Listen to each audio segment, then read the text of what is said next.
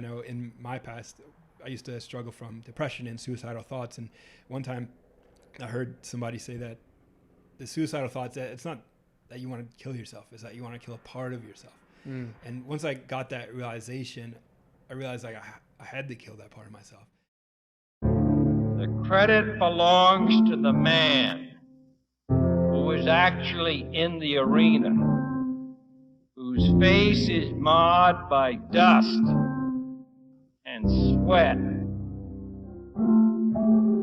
and blood. Hello, everyone, and welcome back to the Vitruvian Podcast, a podcast centered around self-mastery. I'm your host, Zach Shankin. Today, I'm joined by Case Bradford. Case is a warrior poet, scholar athlete, and dare I say, Philosopher King. Case is on a mission to make a more vital world through training, nutrition, and a tasteful amount of sarcasm along the way. I'm beyond excited and grateful for our conversation today. Case, welcome to the show, brother. Thanks so much for coming to jam with me and for that awesome intro. Of course, brother. For those that are watching this, this is a new setting. Case has been kind enough to open up his home, and as you also might be able to tell, we're standing here. So care to enlighten the audience on, I guess, why on a philosophical level you chose to suggest that we do a standing podcast as opposed to the traditional? I prefer standing over sitting almost always, whenever possible, especially while having a conversation. I think I learned this back when I was doing phone sales. Standing at a standing desk, I was able to articulate myself a little bit better. My mind was a little quicker. I was able to think on my feet because I was literally just on my feet. And then my lungs were able to open more fully as opposed to being sitting. You're kind of clenched and folded in half, and I'm able to speak with a more full voice as opposed to being seated. So I can think more clearly, speak a little bit better, even though it may look a little funny. standing podcast, it does, I feel, increase my ability to express myself vocally. Interesting. Yeah, no, I mean, I've had a standing desk since high school. So I've always liked to be in the vertical position, or just even a bit able to move my body a little bit more. It feels weird. This is definitely one of those circumstances where it's like, what do I do with my hands kind of thing. But yeah, I've often thought about how cool it would be to do like a walking podcast. Yeah. And not just like treadmills, although I think even that would be pretty cool. But like some of the most powerful conversations I've had are like, you just pick, whether it's in the woods, on the street, on the beach, and you and your friend are just going. Neither of you really have to like look at each other. And it's just this like distant focal point, and that creates this sort of, and the kind of hypnotic rhythmic stepping as well kind of creates this freedom of mind. Obviously you talk a lot about the body mind, and that's something I want to get into, like that specific word, because I was listening back to a few podcasts that either you've been in or your own, and it's like very central to your worldview and theses, and like you bring that word up a lot, and I think the words that we use are really, really important. But before we get into that, I think we should address a recent viral moment you've been having on Twitter, the cutting board thing. Care to open that up a little bit for the audience? I'm curious. Oh man, that was just spur of the moment post about a plastic cutting board that I had in an Airbnb. You can see the slice marks on it, as anyone who has ever used a plastic cutting board, or really any cutting board, you're familiar with those slice marks. I said, you can see the microplastics moving from the board to food, because those cut marks, where does that plastic go? It has to go somewhere. Yeah, it has to go into the food. And microplastics, I mean, it's not that big of a deal in the grand scheme of things, but it's very visual. And everyone has a cutting board. Most people have plastic cutting boards. Man, that's done 26 million views so far. Really just insane. I don't think I gained very many followers from that, but people were just, I got a lot of spiteful replies to that. And people are really passionate about their plastic cutting boards. And, you know, that's not for me to judge. I don't think it's going to make much of a difference on someone's health overall, but wood for me is just so much nicer. The other side of the coin is that wood cutting boards are just a little bit better to use. Yeah, no, it was interesting. I remember I was just watching it like continue to grow and grow and grow. And one thing that you have chosen and elected to do, some people, when a viral post reaches the zeitgeist, they kind of let it take its wings. But you reply to seemingly every single person that has quote tweeted it. Why are you choosing to engage with that post on a continual basis? Part of me enjoys it. It's fun. I like there's a trickster in me that likes to kind of mess with people or play with people, and I will write things on the internet that are just specifically ridiculous just to see what people say, to just kind of throw a little chaos into the situation. I just like it. Just brings me joy for whatever reason. My grandfather was a trickster. My family is making jokes like that's what they do. It's a big part of our culture. There it was mine growing up, just having a sense of humor about things and being kind of comedic when possible. Even if it's almost funnier when people don't get the joke, especially on like they take it seriously, and it just makes me laugh. So that's part of it. Is I kind of like using the internet as a way to have fun, and that so I although I did not reply to all of them, I specifically chose a few to reply to just to try and have some fun. Yeah, no, it was interesting. And we were talking before we started recording this about your decision to and the way that you use social media, being in a little bit of that lighthearted air, like choosing to be somewhat playful with it. I think in a world that takes itself pretty seriously, and I'm self-aware enough to say that like I take myself probably too seriously sometimes. I land a lot more on the serious end of the temperament spectrum, I suppose, and it's something that I've become very conscious of, and it's why like I seek out in personal friendships much more like playful people and that sense of play, or like a very feminine partner that can kind of like pull that just like lightheartedness out. Talk a little bit about like your decision to continue to put that out in the zeitgeist. It's always been a part of me for whatever reason. I sort of perceive humor as a seventh sense or an eighth sense or however many senses there are, because we call it a sense of humor.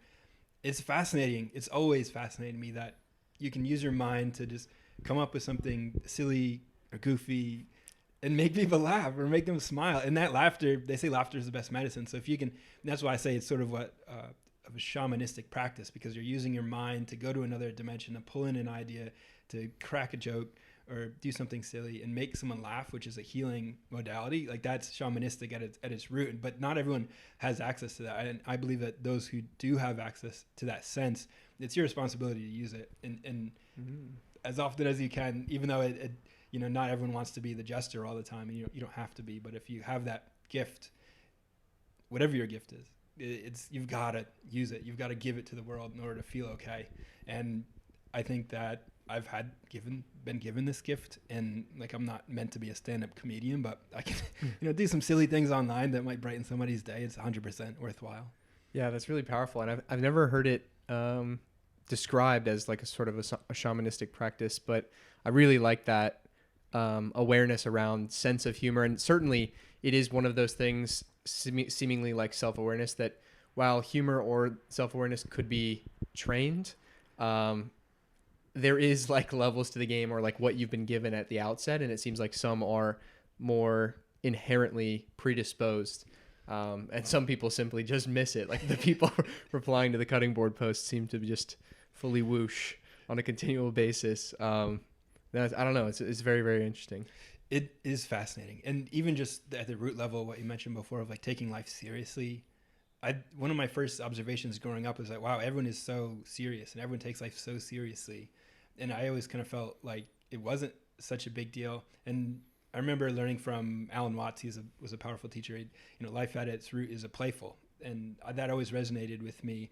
And it's easy to forget that because there's a lot of serious, deep, dark stuff going on. And you can get lost in that really easily. But something magic happens when you remember that and kind of engage with the flow of the time-space continuum a little bit more playfully. And it's something that I try and cultivate in myself and share with others because it's so powerful, and so many seem to have forgotten or lost touch with that.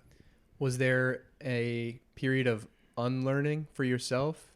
Because, to my understanding, you were kind of raised in more of a traditional Western family unit, structural society, school, etc. And I think a lot of those, like you're alluding to, it becomes this very serious thing. I even remember, and I'm only now recognizing when I kind of reflect on my upbringing and like why I believe the things I believe, one of the earliest forms of praise, and I got this my entire life, was like, you're mature for your age. Like you're I was always like an old soul, you know. It's like, oh, he's a little 40-year-old trapped in his 7-year-old's body, you know. And I come to the awareness now, like with work of like Dr. Nicola Plera talking about hypervigilance and some of these things that we develop as mechanisms because of our caregivers. Maybe that wasn't the best reason, and I even think that maybe I missed out on like being a boy to some degree. And so I'm trying now as a young man, try to bring some of those pieces back out. But yeah, for yourself, was there like an unlearning period where you had to like recognize that truth? I don't think so. I believe I was always sort of blessed with ability to tap into that inner child, playful like nature, and I have my parents to thank for that. My struggle was probably more on the other side of the coin, where it was taking, you can't just go through life as a silly goose, and you gotta, my struggle was becoming more samurai, and martial arts really helped me with that, develop discipline in my early 20s. And it gave me sort of a container to be able to understand like how to engage, and having both sides, I think is really important as a man, especially to be able to balance both playfulness, the feminine, and then the masculine sort of go mode. So I think having that balance is really essential and important, and being aware of that too within yourself and cultivating it as best you can, just on a sort of daily basis. Oh yeah, I think like a lot of life's great questions, it is much more a dichotomy to be managed, or like a paradox to be managed, rather than a binary, like a false gate you have to step through one or the other. And I think life oftentimes like will present you with all of these false binaries, like these doors that you have to choose one or the other, but in reality it's either the same door or there's no door in the first place. And yeah, navigating that balance internally, I think it comes to self-awareness. Would you say you were always like a very self-aware of these types of things, or how did that trajectory evolve for yourself? No, and that's really deep wisdom and reflection that you brought up. You're really mature for your age. Thank you. That is, I mean, that's so true. And I wasn't always aware of it. And I think when I was in my younger years, I really struggled because I wasn't aware of it. Mm-hmm. Just like it really up until I'm be 34 in a couple of weeks. And I feel like I really struggled up until I was around like 29, just to have any sort of okayness with navigating reality. I was just like very depressed and anxious, and I just didn't get what was going on. Like nothing made sense to me. And understanding what you're describing there, I think that's really maturity in a lot of ways, is like understanding that there's no right and wrong. Like there's trade-offs with everything. You're sort of navigating the balance of all these dichotomies and dualities, and it's kind of okay to lean one way or the other and balance it out over time. It's a tricky game, and having awareness of those things definitely is helpful. Was the struggle that you're alluding to, like you say you really struggled up and until somewhat recently, was that like an existential struggle? Like kind of unpack that a little bit. It was less what's the opposite of existential? Oh, is there a word for that? Deterministic. Maybe? I don't know if that's right. I think it was more of just like a physical, just being human. On the existential side, I feel like I've always been okay with wrapping my mind around that, just saying, "Oh, it's a mystery." Nobody really knows. People pretend that they know, and you can get some solace from that. You can get a lot of confidence and courage, and there's a lot to be drawn from the practice of cultivating ideas around what the mystery is. And mm-hmm. Some people probably have it figured out more than others, but I've always just been okay with the fact that it's unknown, and I think that's beautiful.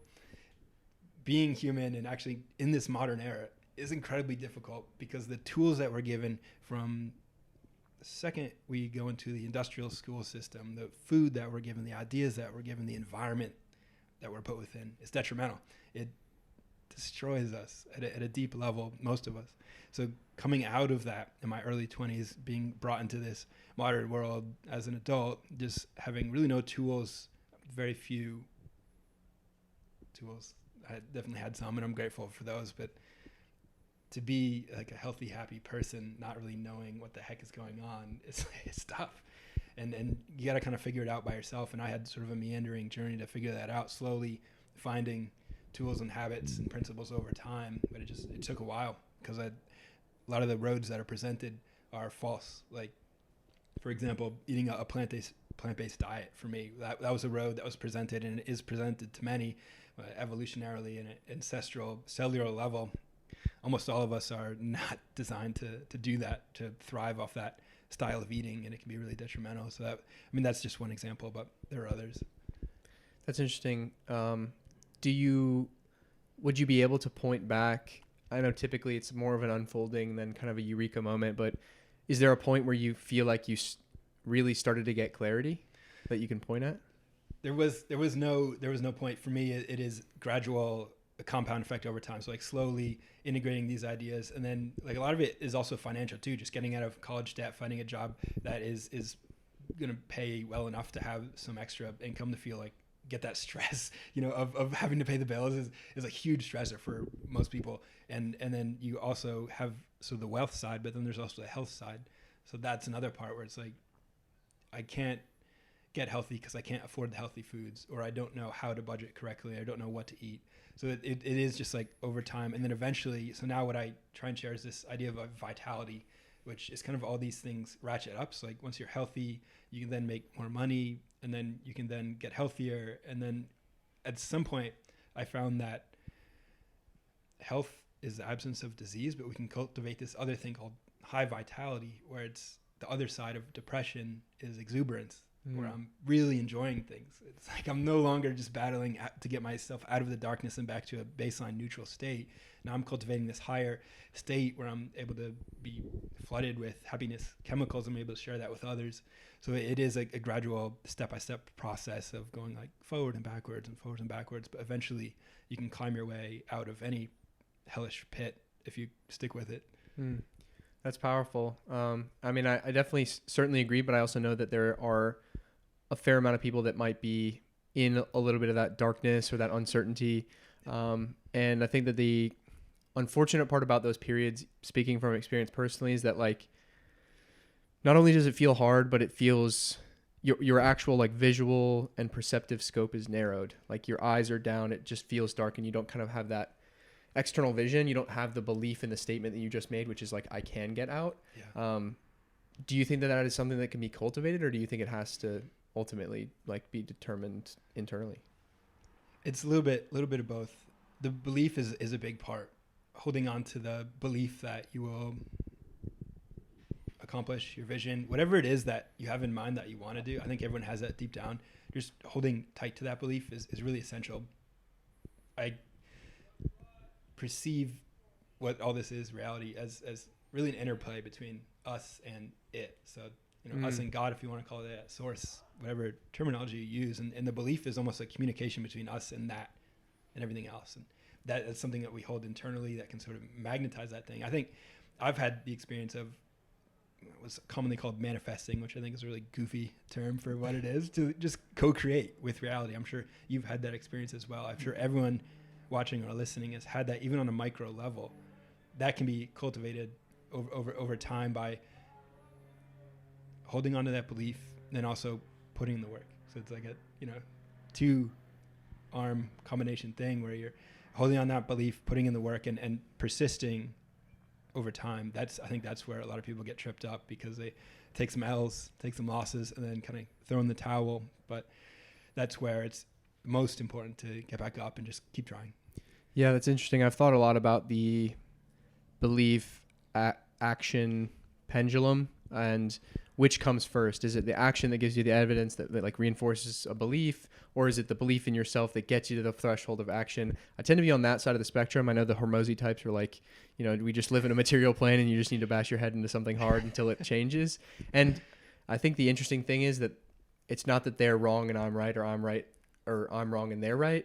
It's that we're both right, and we're struggling with like kind of a semantic connection, because I think what I would say to somebody like that like believes in kind of the less magical, the mundane, but like action is the solution, which again, I'm not flatly disagreeing. I think we have to interact with action, but I would posit that like you have to have that belief that the action will give you the thing. Otherwise you wouldn't take the action in the first place. So it seems to be like, yeah, again, it's like this pendulum, like you believe that the thing would do you believe that the action that you might take will get you the result. Then you take the action. That gives you evidence, reinforces the belief, and then it just keeps going back and forth. But yeah, I believe especially and powerfully in like the indomitable human spirit. I don't know if that's just the optimist in me, but yeah, I have a thesis, and maybe it's because I can't get out of my own personal perception, but like everybody has that thing, like the gift you're talking about, that some little ember deep inside of them that like really wants to be expressed and expanded.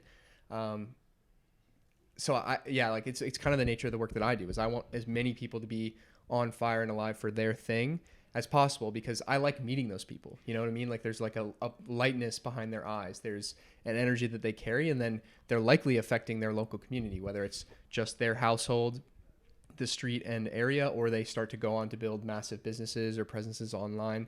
It is, I don't know, it creates this like very expansive thing. And when you think about the impact of that, really it's just like one person's self-belief that carried on a long enough time horizon becomes this like magnitude of effects. Like it can affect cityscapes, it can affect the world at large. Think about like somebody like my laptop there, Apple product. Steve Jobs had so much indomitable self-belief that we now interact with the world so completely different. It like changed the trajectory of human consciousness ultimately.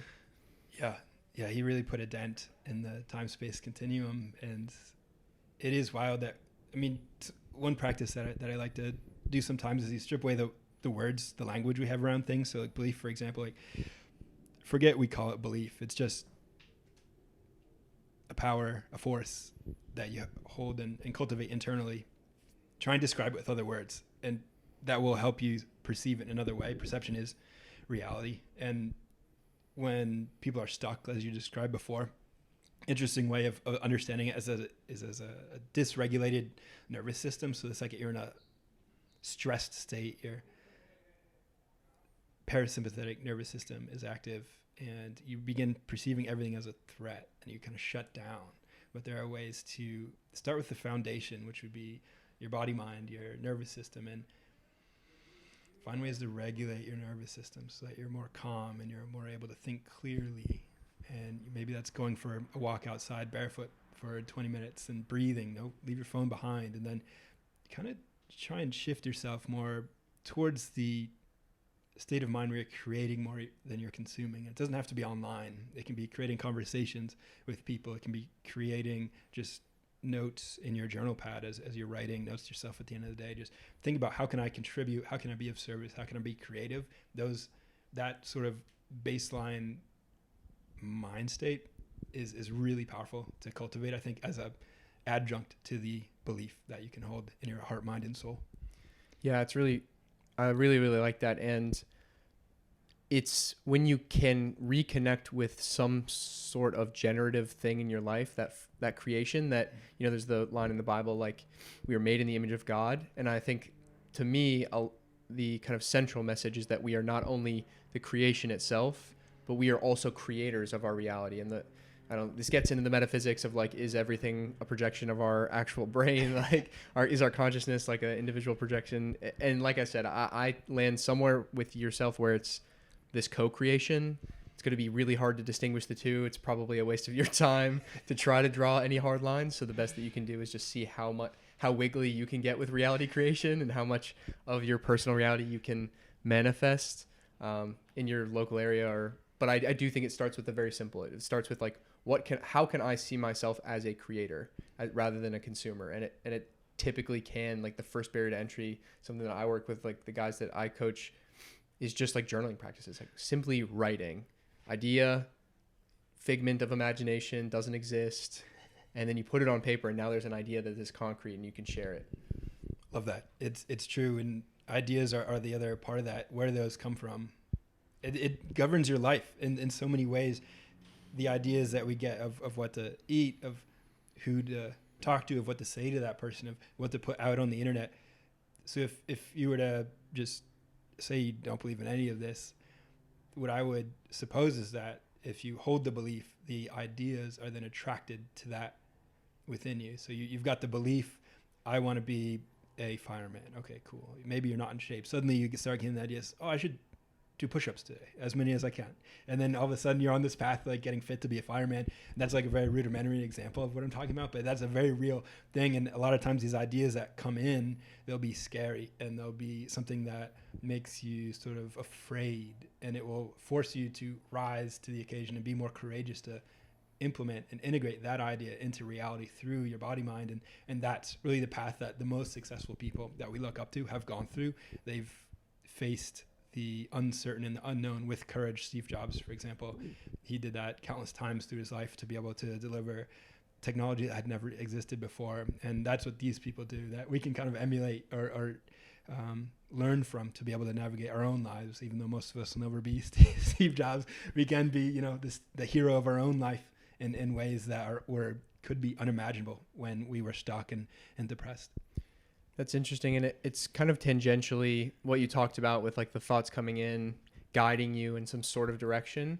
A lot of the most recent podcasts, they're kind of like stacking up. It seems to be a common through line, and maybe this will be the niche that I eventually enter into. But the idea of intuition, it like really fascinates me. Over the last year and a half, it's been this crazy journey from mind towards heart, and trying to continually nurture my relationship with my intuition, taking a lot of like faith-based decisions and having them reflected back positively to me. At least, I'm not destitute and on the street quite yet. So I'm curious with fear specifically. It's an interesting one.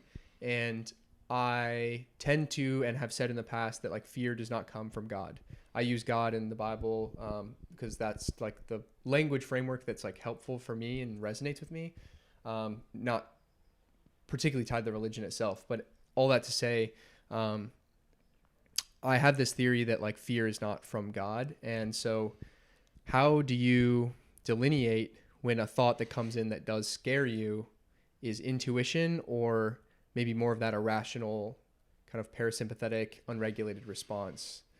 I love what you said there. Fear does not come from God. Before I answer, could I ask just one follow-up with that? Because I think it'll be related. Where do you think it comes from? Yeah. I don't know if you've read Outwitting the Devil by Napoleon Hill. No. So Napoleon Hill, also Think and Grow Rich. But in that book, he frames the entire book as a conversation, whether it's fictional, some people believe it was real, between himself and the devil. So the whole book is this dialogue, and he's essentially asking, how does the devil control people? And it's he's like, well, if you wanted to make people, not be able to accomplish the things, what would you do? And then he kind of goes back and forth. And this is really interesting dialogue. So I like to think that, and there's a quote, like I think it's maybe the opening page of the book, but it's basically, fear is a tool of the man-made devil. So it's kind of that inner bitch, as David Goggins would say, that lower self. Like there's a lot of different language types around it. So I think, in my opinion, fear comes from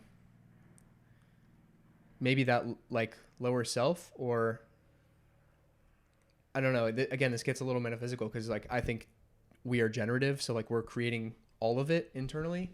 So it's not that like it's arriving, but it's that we're creating it. And I think the biggest, or to land on an actual answer, is probably it's some sort of dissonance between what you should be doing, like your higher self, what you're being guided towards, and the delta between that and where you are now. And I think that when you feel anxiety, fear, depression, that litany of like low vibrational experiences, it's because somewhere in you, you're not doing what is needed. Yeah, that's a great answer.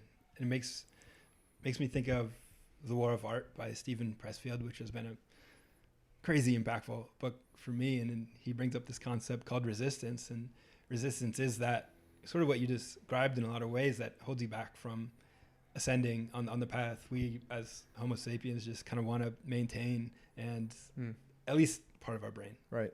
But another part of our brain wants to ascend. So there's that tension there between wanting to ascend and wanting to maintain, and going off into the unknown. We get this natural resistance towards it, but resistance holds us back from everything that we want in life. And being able to face that resistance consistently and courageously is kind of the key. At least it has been for me, and I'm certainly no master at that.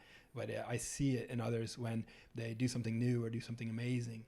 I know that they've overcome a lot of resistance to be able to do that. And it's always something that makes me applaud, even if it's not something that I like agree with at a deep level. It's still everyone who's created something has gone through that battle of fighting through resistance to make it come to bear, and everyone watching and listening is also going to have to go through that to make any positive change in their life. So that's why we applauded and admire the people who ascend on any given dimension, because they're able to go through that inner war to be able to make it happen. Yeah, I love that. I love that kind of inner knowing that we all have, that whatever they had to do to get to where they are, like, it's intrinsically impressive, because we know that for us to recreate some version of that, or our version of that, it would take a tremendous amount of that, facing the resistance and leaning into it. And what I like about Stephen Pressfield's work is that he suggests and frames resistance, that feeling, as actually a green light rather than a red light. So like when you face into it, it's like, okay, this is the indicator that you are in fact doing the thing that you're supposed to be doing. And I just did a solo episode about imposter syndrome. It's something that like unanimously comes up. I get DMs about it all the time. People in my personal life, myself in my, like, along this journey, and clients that I've worked with, like, dealing with imposter syndrome, this idea that you're somehow not the version of yourself that you said you are, or you're misplaced in the room. And I talked or connected it to Newton's first law of inertia, which is you are an object hurtling through space and you have a sense of direction and motion. And for you to make likely a massive shift, whether it's, okay, I'm quitting a job to choose a new career path, I'm exiting a relationship I've been in for 3 years because it's not serving me, I'm going to start putting content online and I've never put my face on the internet, like whatever these hard turns are, of course it's going to feel weird. Like imagine if you're on a train going 70 miles per hour and you were to yank the steering wheel and turn completely right. Like the train would literally come apart physically. And I think it's understanding that you likely will have to go through a bit of a dismantling or a bit of a, almost like a car wreck when you make these massive shifts, but also knowing that you're going to be okay, or that you can be okay if you maintain the turn, you know, like lean into that resistance, lean into the fear and the discomfort. I think the delineation though is that, or like one thing I've heard about intuition that I like is that it never feels urgent or rushed or anxious. So like you're going to be afraid to do some of the things you need to do. There's going to be a natural discomfort, this resistance that you're talking about. But if it's this sense of urgency, like I'm running out of time, I have to do it, or what are they going to think of me? And it just feels like this very heightened anxious state. That is not your intuition. That is some other voice that you need to avoid. I like that delineation.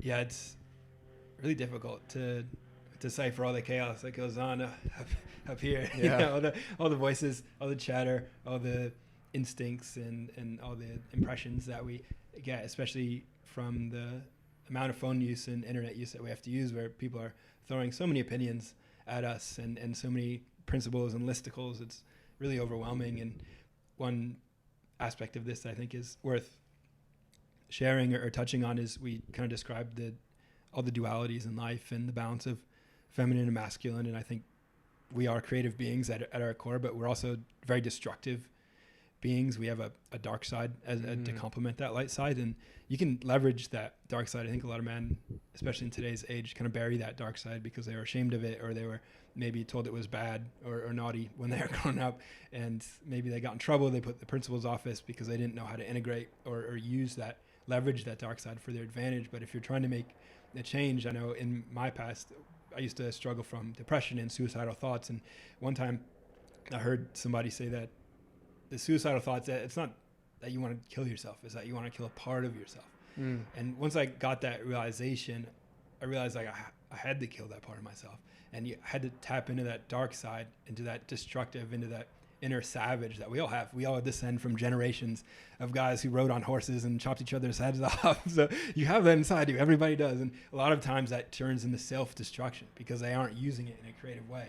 So this is maybe a little bit confusing, or hopefully it lands for the people who need to hear it, but using that power, that destructive savage within, to kill the part of yourself that is no longer serving you, instead of having it be self-destructive, is pretty key, or has been for me and part of my journey. What did that look like?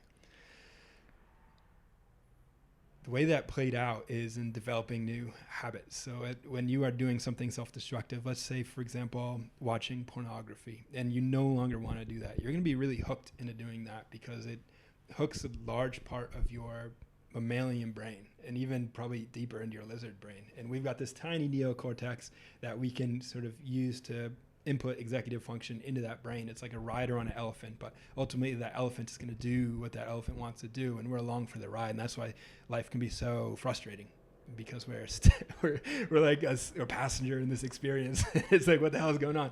Food is another big one. There are all these things that companies get a tremendous amount of profit from because they know this. They know how to hook us, and they know that we're essentially powerless.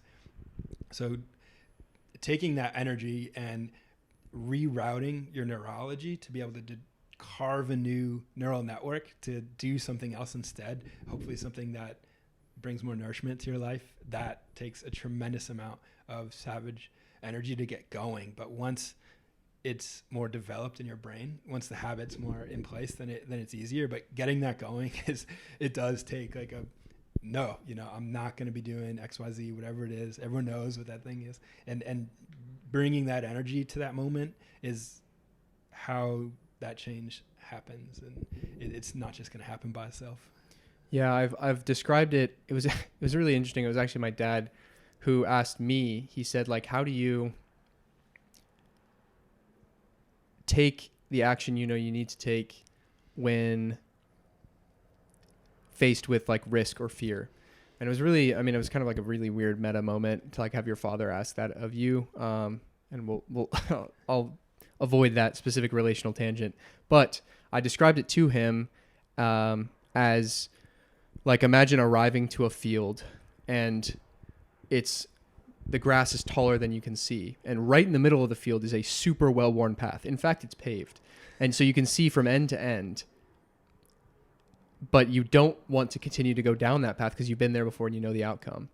So your choice now is to literally pick through the grass with a machete and hack your way across. The first time across, you're going to get torn up, bugs, needles, briars, whatever, on your first pass through.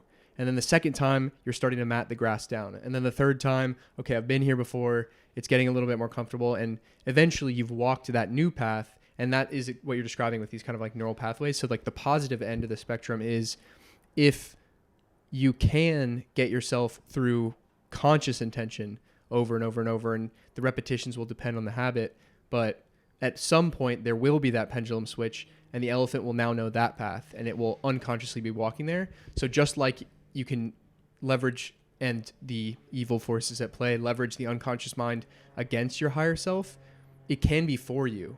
It just takes that period of war. It does. Yeah. There's that period of war. And once you come out on the other side, and this can take years, by the way. Yep.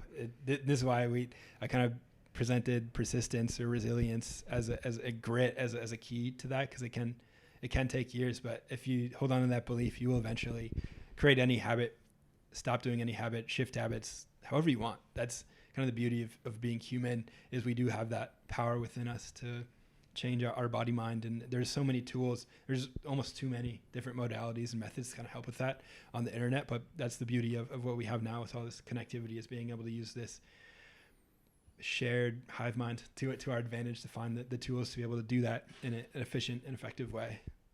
Yeah, I know we talked about this a little bit before we started recording, but as you are entering the arena, like sharing stuff to raise the collective consciousness, I know that you are broadly optimistic in what we've talked about, but even in this episode, you've talked about how much, and I could hear and feel the disdain for the educational, pharmacological, food, industrial complex situation that's going on predominantly in the West, but globally as well.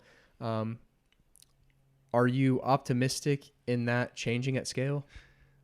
Oh man, we're live at an interesting time with this.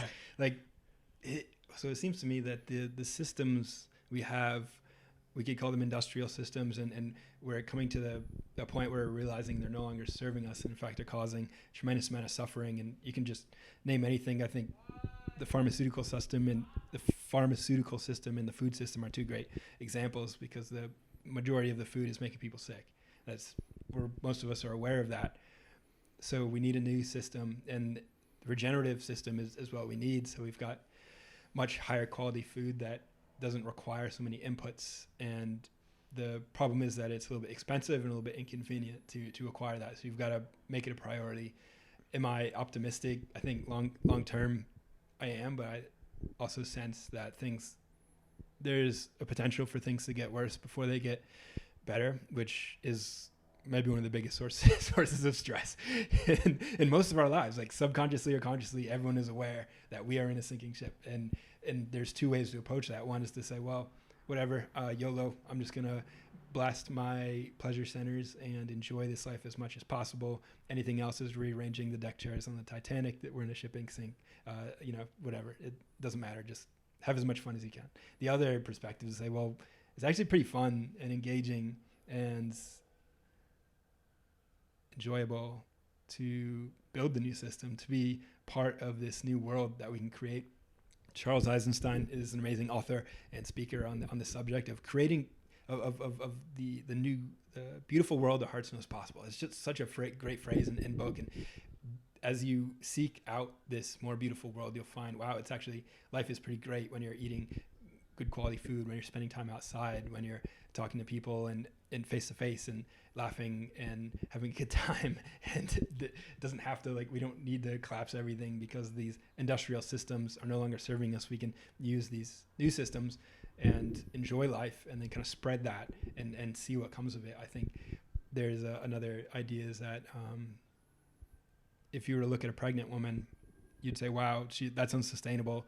Her belly keeps getting bigger and bigger. I think something bad is going to happen there. And then all of a sudden she gives birth to this beautiful new baby. And we're sort of in that stage where we're around the 9th month of this society where taking a look around and thinking, whoa, this doesn't look so good. But I think I have a lot of faith that there's going to be something new born on the other side of this. Yeah, I tend to land in the optimist camp as well. I think faith it's good that you ended on that, because I think it does kind of require faith, belief in the unseen, belief in what is possible to come about that you don't particularly have evidence to point towards right now. Unfortunately, I think the rational mind does sneak in every once in a while. And like even amongst your explanation, like I think there were a few key assumptions, like saying like, I think most of us realize that the food is making us sick. Like I agree, like in our little corner of the internet, our healthy, vital bodies, like we agree, this apartment agrees that, like the people listening to this agree, but a lot of the people that I walked past up Venice and Santa Monica today don't, because they're wolfing down Doritos and all these other things unconsciously. And that's what I think about at scale too, because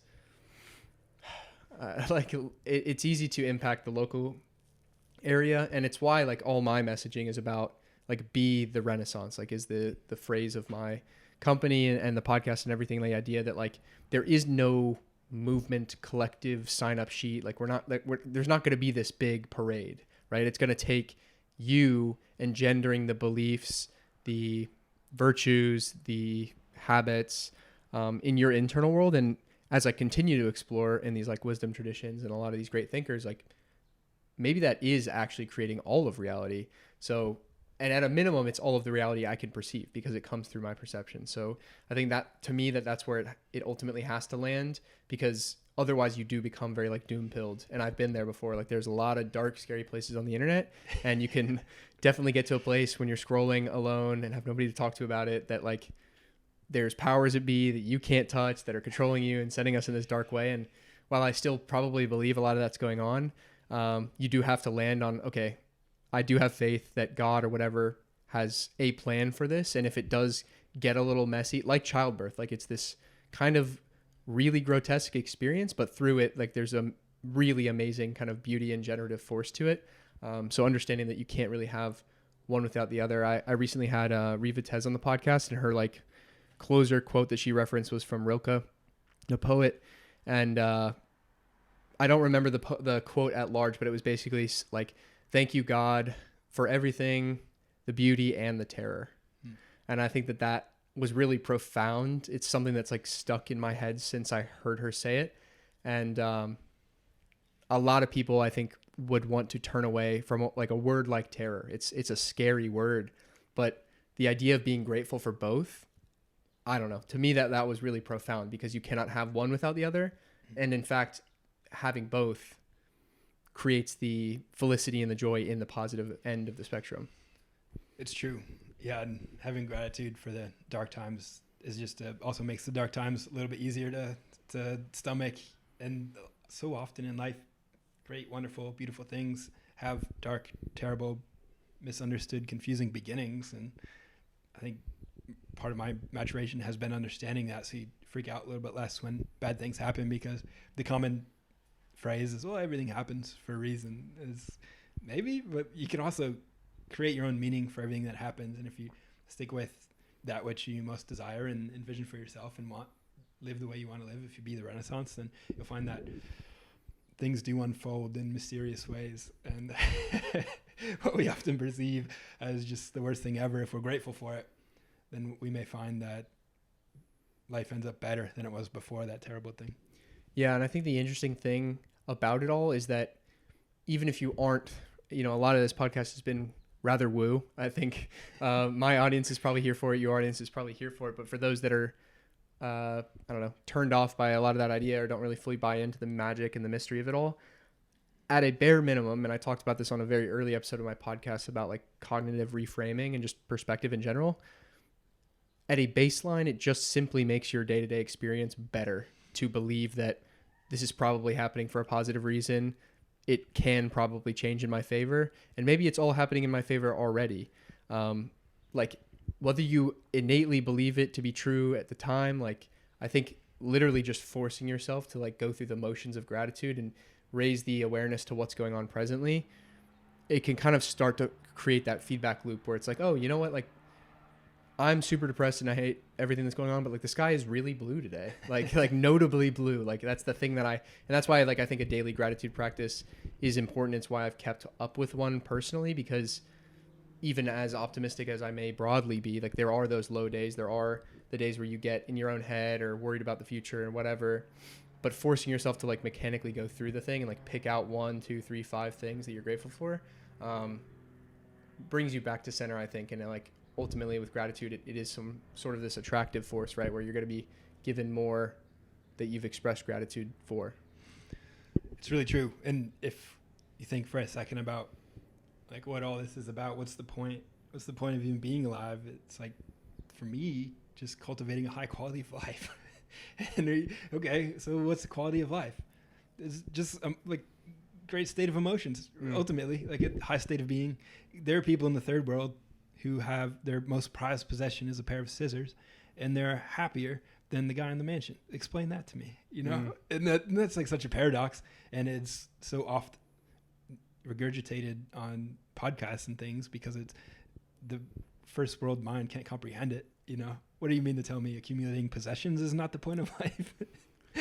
Yeah, it's interesting. I mean, I was raised in literally a hoarder home, so I've created personally an aversion to things. So I'm very anti-material. I own about a week's worth of clothes. Like I like to move pretty Spartan, which is great. And so anyway, I completely agree with yourself, but I wonder, and this goes for a lot of different verticals. I asked Winston on a previous podcast. I used the analogy because we were talking about specifically with girls, but you can take it to whatever, whether it's possessions, money.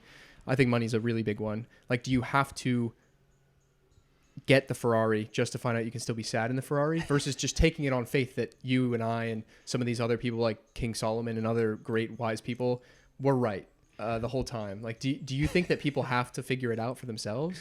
That's a good question, and definitely one of life's big mysteries. I think I do believe we all sort of have a sort of destiny or fate or path to go down. At least it feels that way to me. So some people are probably fated or destined to sort of walk that path of, I've never been one who's like drawn to fancy cars or big mansions or acquiring large amounts of wealth, but some people are. And I bet it does make some people euphorically happy to be able to accumulate large amounts of wealth. And for me, I get more happiness just kind of being barefoot out in the sunshine in nature. Like that's what I said. My entire goal is to be able to do that as much as possible during the day. And if I do that, I'm very happy. And if I don't do that, I'm pretty sad. It's like kind of simple for me. I'm a simple guy, but we all got to find what works for us. Each of our body minds is unique, like a snowflake, as lame as that is to sound from a guy in LA saying everybody's a snowflake, but it is true. Everybody's very unique. You could say like a fingerprint if you want. And it's wild to think that people don't believe in the magic of life when we've got 20 reminders on our fingertips and toe prints that each of these unique designs, you know, is reflecting the amazing fractal nature of the universe and the creative, you know, artistic design. Even these plants, if you're watching the video, there's plants around.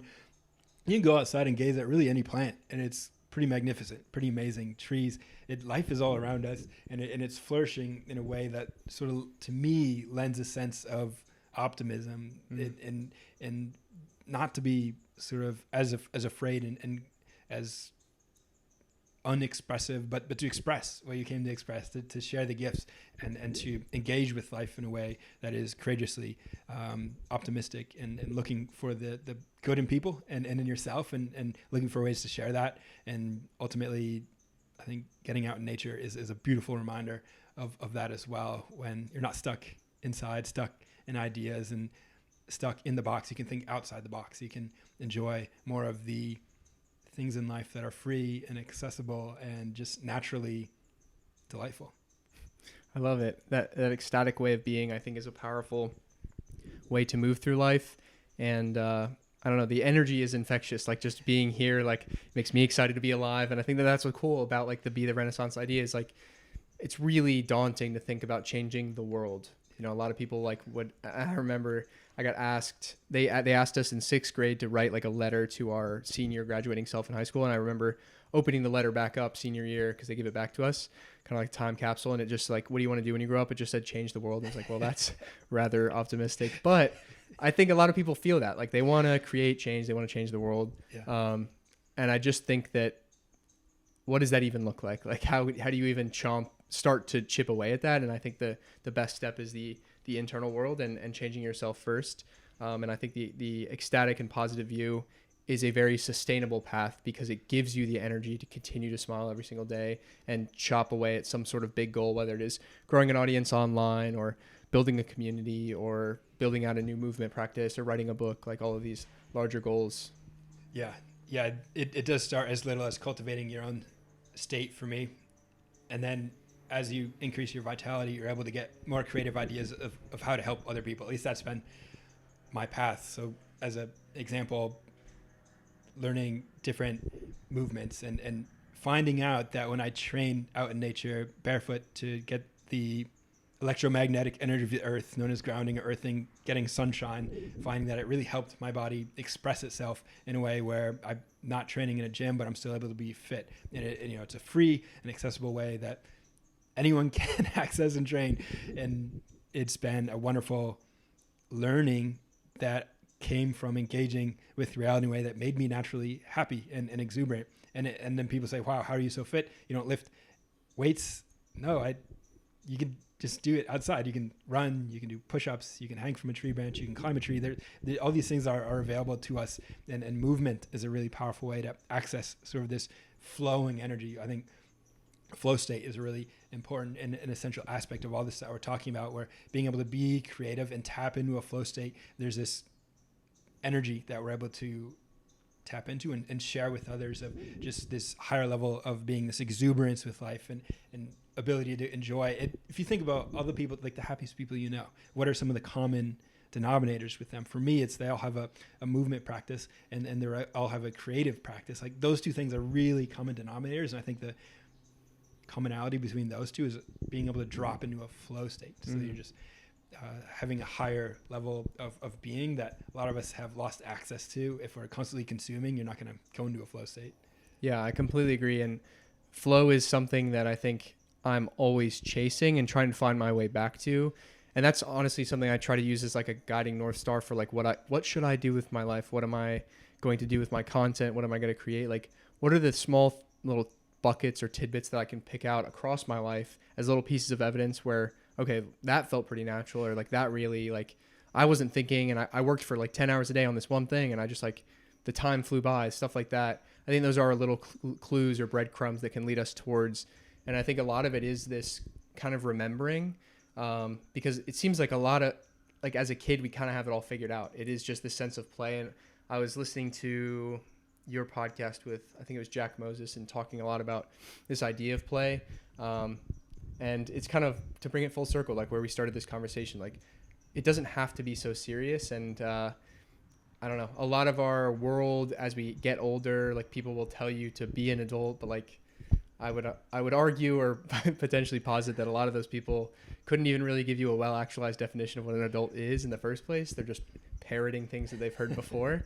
So this is definitely like an encouragement to like cultivate a play practice in your life, or find your way back to the things that made you alive as a child. And I think that those are evidences of what we're here to give, like our gift to give the world. Joseph Campbell said it really well when he said to follow your bliss. And a lot of times that means doing what feels like play. And that can be very challenging, and that's a good thing. The challenge brings us to become more. When we face that challenge and decide to engage with it, we tap into this higher state of being, and it allows us to give more to the world and become more ourselves. So following that bliss and being the Renaissance, those two together are such a powerful way to sort of engage with this mystery called life, especially in the modern era where there are so many predetermined pathways that will lead you into suffering and depression. Amen, brother. Well, I think we could do this all day long. I'm super grateful for you opening your home and sharing this conversation. I ask 3 closer questions to every one of my guests. The first of which is, if you could go back to a younger version of yourself and tell him one thing, what would that be?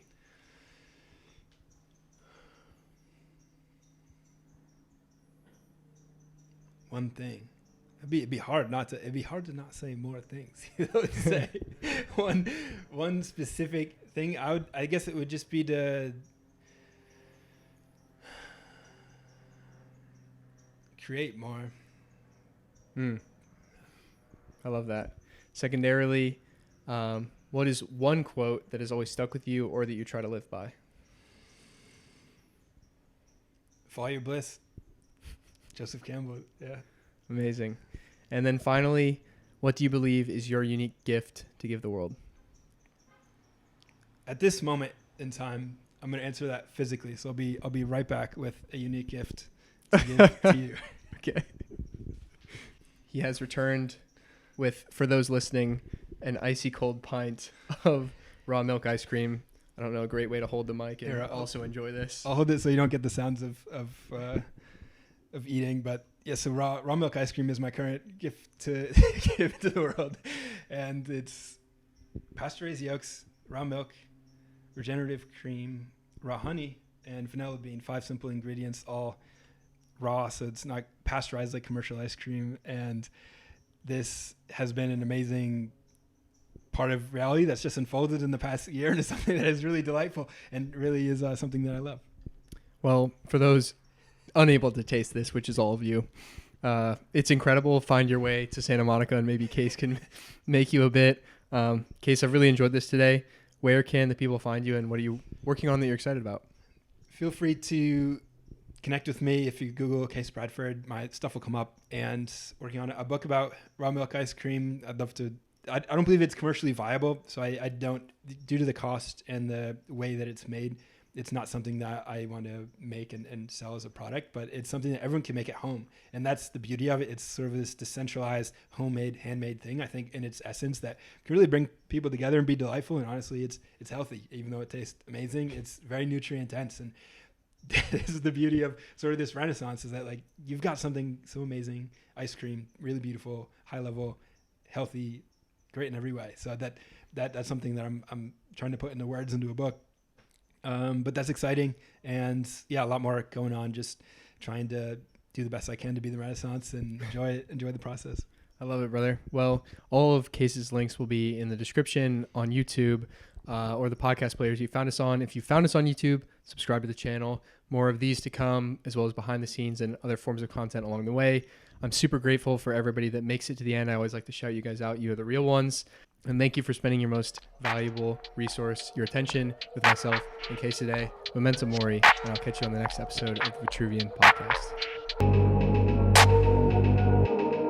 And if he fails, at least fails while daring greater, so that his place shall never be with those cold and timid souls know neither victory nor defeat.